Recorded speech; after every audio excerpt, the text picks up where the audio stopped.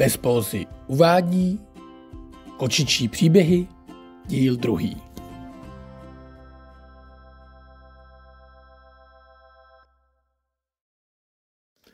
Kapitola 4.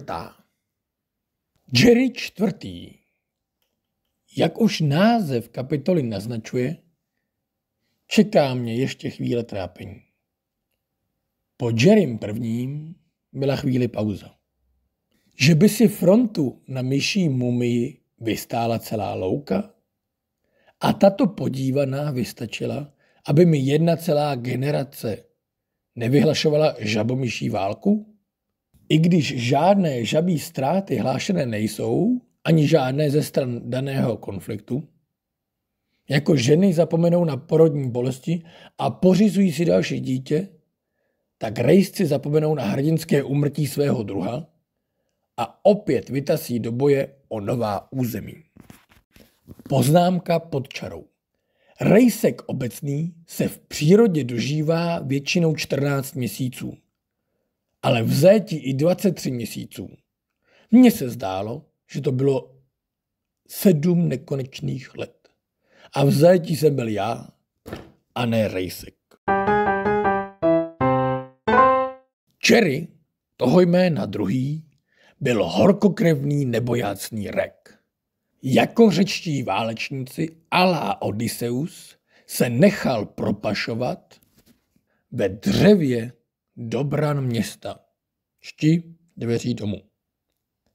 Poté se ale ukázalo, že krb hřeje víc, než čekal, a nevydržel v úkrytu, aby v noci, až celý dům usne, pustil dovnitř spolubojovníky. A tomu doslova zlomilo vaz.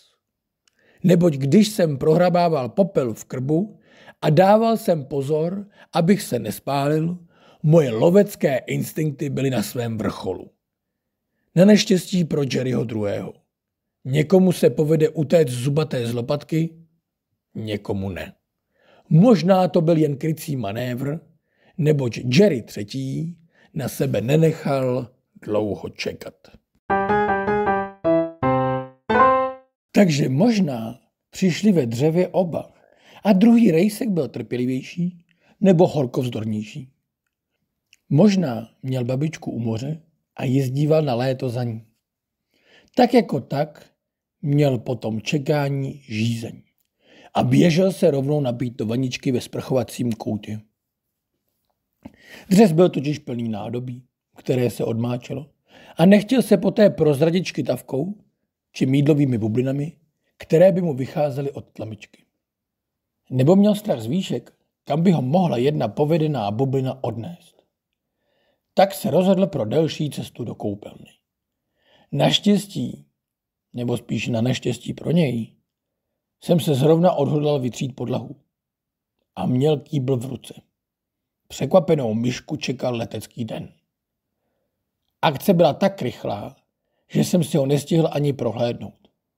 Proto nedám ruku do ohně, že Jerry čtvrtý nebyl ve skutečnosti třetím, který se vrátil z letoviska. Poznámka pod čarou. Letovisko. Mnozí byste si mysleli, že letovisko je od trávení léta na nějakém krásném místě. Nicméně pro myši to znamená, že se krásně proletíte ven z okna.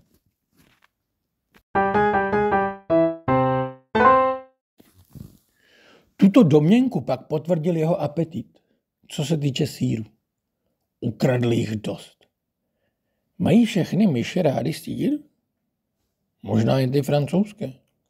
Tím, že Jerry čtvrtý rozkousal i několik balení čokolády, asi to byl z části Švýcar, Španěl nebo Ital, kvůli prokousané láhvi olivového oleje.